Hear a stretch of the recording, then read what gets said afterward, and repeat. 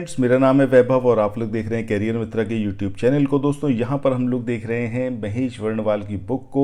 अब ये समरी है महेश वर्णवाल की बुक का। एग्जैक्टली पीडीएफ नहीं पढ़ा सकते, कॉपीराइट का इश्यूज रहते हैं। सो ये जो आप देख रहे हो ये पूरा कंटेंट महेश वर्णवाल की बुक का है, टू द पॉइंट। कुछ भी एक्स्ट्रा उसके अंदर ऐड नहीं किया गया, कुछ भी इंपॉर्टेंट उसके अंदर से रिमूव नहीं किया गया। ठीक है, सो आइए शुरू करते हैं आज के अपने सेशन को। ये चैप्टर नंबर 9 का लास्ट पार्ट है। ये पूरे चैप्टर में हमने ये देखा है कि कैसे कैसे बाहर से लगने वाले फोर्सेस जो हैं वो अर्थ की क्रस्ट पर अलग अलग तरीके की लैंडफॉर्म्स को क्रिएट करते हैं।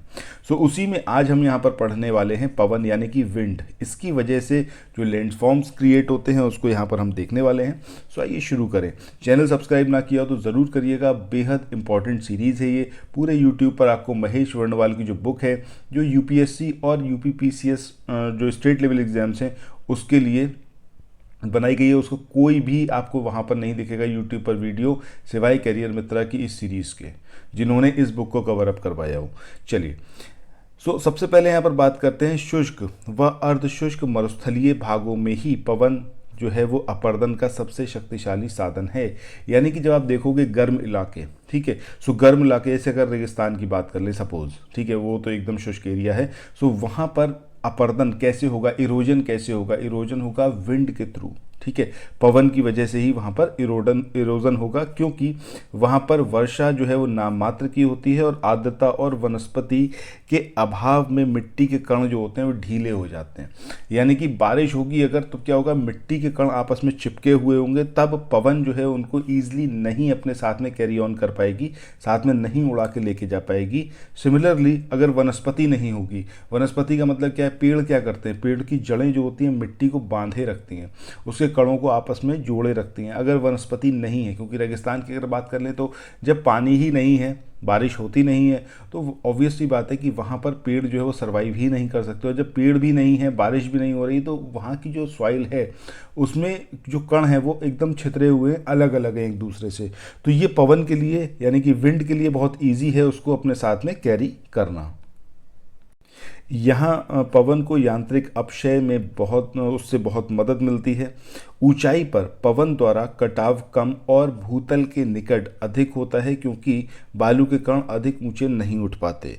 अगर ये पूरा एक रेगिस्तान है तो अगर आप देखोगे तो यहाँ पर जो भी चट्टान है, अगर उसमें कुछ कटाव हो रहा है तो वो क्यों हो रहा है? क्योंकि यहाँ पर नीचे साइड में ज़्यादा होगा कटान, ना कि ऊपर साइड में। रीज़न क्या है कि जो रेत के कण हैं वो यहाँ पर नीचे तो रहेंगे, लेकिन ज़्यादा ऊपर वो नहीं उड़ सकते पवन के साथ में, इसलिए जो इरोजन होता है वो नीचे की साइड में ज़्यादा होगा, मतलब ऊपर की साइड की तुलना में। इसका अपर्दनात्मक कार्य मुख्यतः भौतिक ही होता है, जो अपघर्षण और सन्निघर्षण तथा अपवहन के रूप में किया जाता है। अब ये जो डेफिनेशंस हैं, अपघर्षण की बात कर लें, सन्निघर्षण की, अपवहन की, इसको हम पहले भी कवर अप कर चुके हैं। जब हम अपघर्षण की बात करते हैं तो अपघर्षण में क्या होता है कि जो पत्थर होते हैं, ठीक है, या फिर जो कण होते हैं, वो जब चल रहे होते हैं, बह रहे होते हैं, चाहे वो पानी की वजह से बह रहे हो या फिर पवन की वजह से बह रहे हो, वो आसपास की जो चट्टान है उससे वो रगस खाते हैं, टकराते हैं, जिससे जो यहाँ पर इरोजन होता है वो आता है आपका अपघर्षण में। सन्निघर्षण में क्या होता है कि ये आपस में टकराते हैं और आपस में टकराकर एक दूसरे का साइज छोटा कर देते हैं अपर्दन की वजह से। ठीक है, ये सारी चीज़ें आपको अगर नहीं पता है तो प्लीज़ प्रीवियस वीडियो ज़रूर देखिएगा, प्लेलिस्ट में जाकर आपको सारी चीज़ क्लियर हो जाएगी। बहुत सिंप्लीफाइड वे में बताने की मैंने कोशिश की है और ये बुक बेहद बेहद अच्छी बुक है। यूपीएससी की तैयारी कर रहे हो या फिर स्टेट लेवल की किसी एग्जामिनेशन की, ज्योग्राफी के पॉइंट ऑफ व्यू तो बहुत बढ़िया बुक है। चलिए बात करें पवन द्वारा निर्मित जो स्थल रूप हैं, यानी कि जो लैंडफॉर्म्स हैं, वो क्या क्या होती हैं।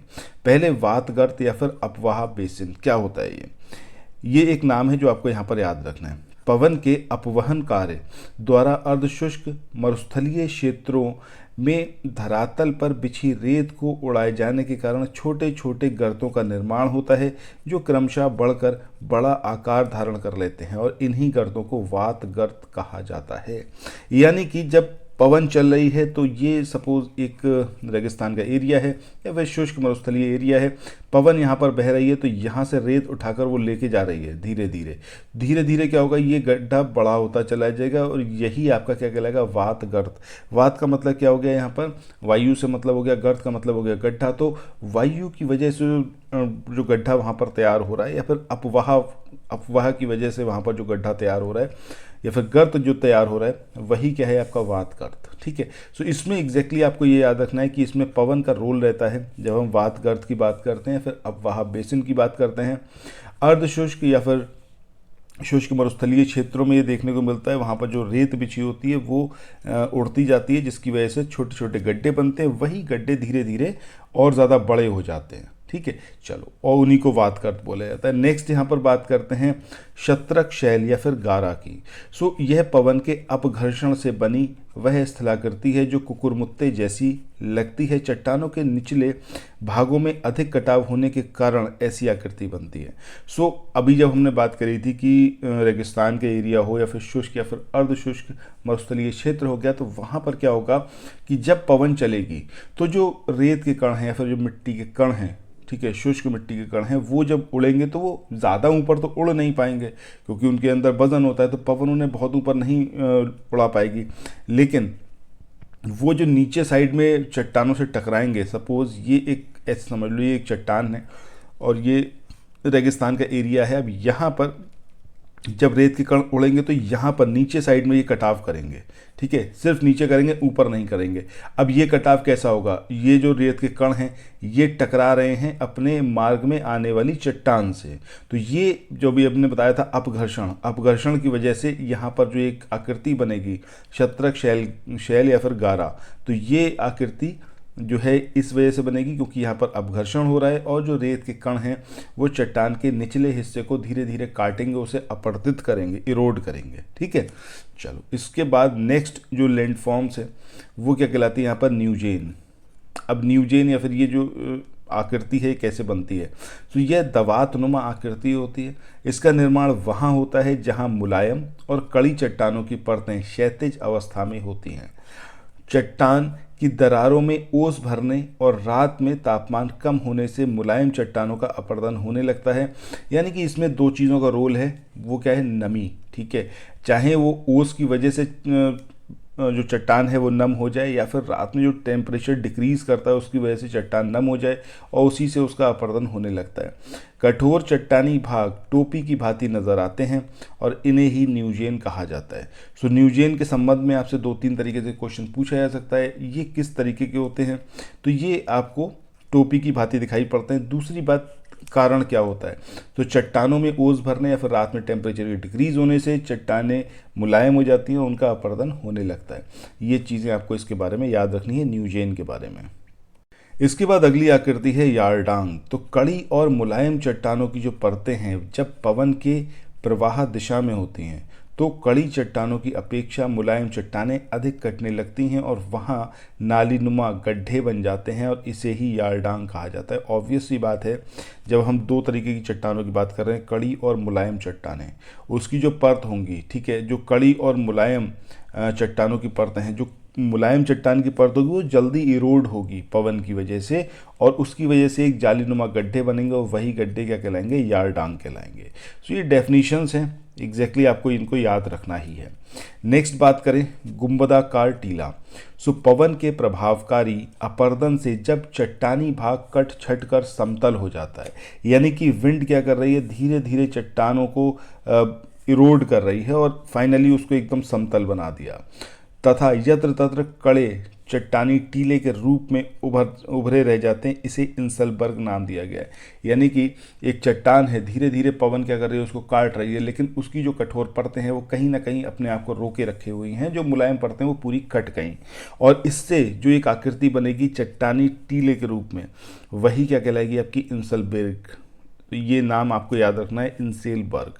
नेक्स्ट यहाँ पर बात करते हैं ड्राई कांटर की। सो ड्राई कांटर क्या है कि भूमि पर जो यहाँ पर हम देखते हैं कठोर चट्टानी टुकड़ों पर बालूयुक्त हवा की चोट पड़ने से उसका आकार घिसकर चिकना और तिकोना हो जाता है। भूमि पर बिछे कठोर चट्टानी टुकड़े, मतलब ये अगर ये लैंड है तो यहाँ पर अगर टुकड़े पड़े हुए हैं, ठीक है, अब धीरे धीरे क्या हो रहा है, इस पर बालू टकरा रही है और इसको एकदम चिकना बना दिया और तिकोना सा बना दिया, और यही आपका क्या कहलाता है, ड्राई काउंटर। ठीक है, ये जो तिकोने टुकड़े हैं यही ड्राई काउंटर कहलाते हैं। नेक्स्ट बात करते हैं जालीदार शिला की। जब तीव्र गति से चलने वाली पवन के मार्ग में विविधतापूर्ण संरचना वाली चट्टान उपस्थित होती है तो उसके कोमल भागों को काटकर वायु आर पार जो है प्रवाहित होने लगती है, और उससे जो एक उसमें चट्टान जो है जाली के समान दिखाई पड़ने लगती है, वही क्या है, आपकी जालीदार शिला। मतलब एक ये चट्टान है और ये मुलायम है, ठीक है, इसकी परतें मुलायम है, हवा चल रही है, धीरे धीरे क्या करा उसने, यहाँ पे छेद करना शुरू कर दिए, एक जाली सी मतलब जाली बना दी इसके अंदर, और हवा जो है इधर से पार होके इधर से मतलब एंटर करेगी और इधर से एग्जिट करेगी, और इस तरीके की ही जो शिला है वो जालीदार शिला कहलाएगी। सारा रोल किसका है, पवन का। नेक्स्ट बात करते हैं बालू का स्तूप की। ऐसे टीले जो हवा द्वारा उड़ाकर लाई गई रेत आदि पदार्थों के जमाव से बनते हैं। इसमें क्या हो रहा है, स्तूप बन रहा है, इसका मतलब क्या है, कहीं ना कहीं वो रेत पूरी इकट्ठी हो रही है। तो वही चीज़ कही गई है कि ऐसे टीले जो हवा द्वारा उड़ाकर लाई गई रेत आदि पदार्थों के जमाव से बनते हैं, डिपोजिशन से बनते हैं, वो बालू का स्तूप कहलाते हैं, और ये पवन की दिशा में खिसकते हैं या फिर स्थानांतरित होते रहते हैं। नेक्स्ट यहाँ पर बात करें बरखान अर्धचंद्राकार। ये बालू का एक टीला होता है जिसके दोनों छोरों पर आगे की ओर नुकीली सांड जैसी आकृति निकली रहती है। इसके अलावा कई और बालू का स्तूप की आकृति है, जैसे लुनेट है, वेल बैक स्तूप है, तारा स्तूप है, सीफ है, ये भी बालू का स्तूपों के अलग अलग प्रकार हैं।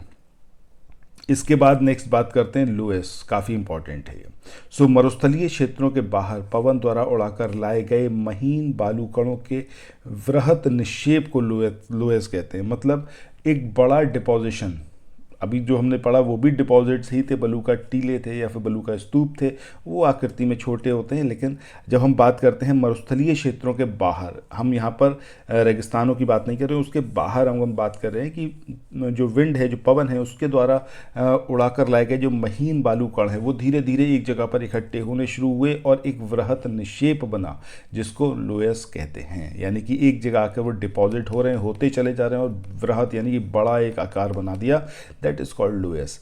इसकी मिट्टी जल मिलने पर अत्यंत उपजाऊ हो जाती है, ये चीज़ याद रखनी है, लोएस की मिट्टी अत्यंत उपजाऊ होती है। चाइना का जो नॉर्थ वाला एरिया है, जो नॉर्थ प्लेन है, वहाँ पर लोएस मिट्टी मिलती है, जो कि गोबी मरुस्थल से उड़ाकर लाई गई है।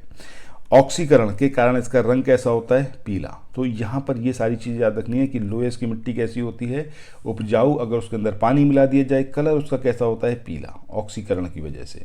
और चाइना वाला ये एग्जाम्पल याद रखना है कि चाइना का नॉर्थ में जो मैदान है वो गोबी मरुस्थल से जो रेत उड़ाकर लाई गई है पवन के द्वारा, उसकी वजह से वहाँ पर क्रिएट हुआ है लोएस मिट्टी। चलो, इसके बाद नेक्स्ट बात करते हैं पिडीमेंट की। मरुस्थलीय प्रदेशों में किसी पर्वत, पठार या फिर इंसलबर्ग के पादीय प्रदेशों में मिलने वाली सामान्य ढालयुक्त अपर्दित शैल सतह वाले जो मैदान हैं, इनको ही पिडीमेंट कहा जाता है। नेक्स्ट बात करते हैं प्लाया भूमि की। ये इसके ऊपर क्वेश्चन पूछा गया है। मरुस्थल की अंतः प्रवाहित नदियाँ वर्षा के बाद अस्थायी झीलों का निर्माण करती हैं, इन्हीं को प्लाया बोलते हैं। तो प्लाया एग्जैक्टली क्या है, ये लेक्स हैं, कहाँ पर पाई जाती हैं, मरुस्थल यानी कि रेगिस्तान में। अंतः प्रवाहित नदियाँ यानी कि जो मरुस्थल के अंदर ही प्रवाहित होने वाली हैं नदियाँ, वो जो हैं अस्थायी झीलों का निर्माण करती हैं, ये प्लाया कहलाती हैं। और खारे जल के प्लाया को सेलिनास कहते हैं। नेक्स्ट और आखिरी पॉइंट है, ये है आपका बजादा या फिर वहादा। इसका निर्माण पिडीमेंट के नीचे और प्लाया के किनारों पर जलोढ़ पंखों के मिलने से होता है। ये सारी चीज़ें आपको याद रखनी है। इसी के साथ चैप्टर नंबर 9 जो है वो हमारा यहाँ पर एंड होता है, जिसमें हमने वहीरजात पल के बारे में पढ़ा है।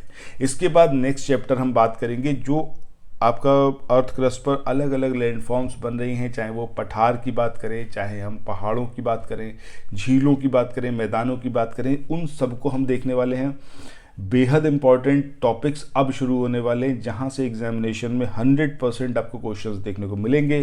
सो चैनल को सब्सक्राइब कर लीजिएगा। डेली बेसिस पर सुबह 10 बजे एक वीडियो आपका महेश वर्णवाल की बुक की तरफ से आएगा, उसको ज़रूर देखिएगा। So thanks for watching, have a nice day, bye bye.